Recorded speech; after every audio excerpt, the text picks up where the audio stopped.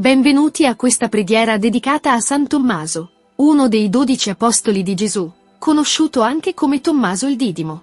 Un uomo di fede incrollabile, ma anche un simbolo di dubbi e ricerca spirituale. In un mondo spesso dominato dal dubbio e dall'incertezza, San Tommaso ci insegna la potenza della fede e della ricerca interiore. Unisciti a noi in questa preghiera, mentre ci rivolgiamo a Lui per trovare conforto, saggezza e forza spirituale. Ora, chiudiamo gli occhi e apriamo i nostri cuori mentre ci rivolgiamo a San Tommaso Apostolo con questa preghiera. Preghiera a San Tommaso Apostolo. O caro e glorioso San Tommaso, tu sei modello perché hai creduto.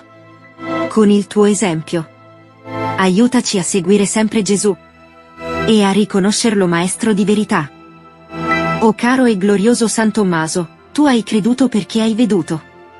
Con la tua intercessione, aiutaci a credere anche senza vedere e a sperare oltre ogni umana possibilità.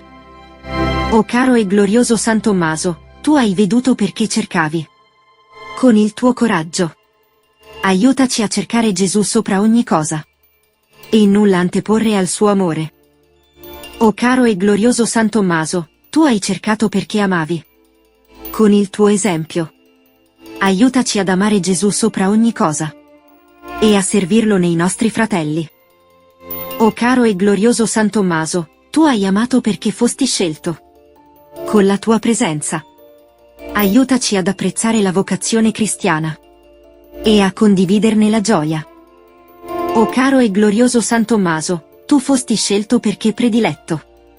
Con le tue preghiere, aiutaci a riconoscere Gesù presente tra noi, per incontrarlo un giorno in paradiso. Amen.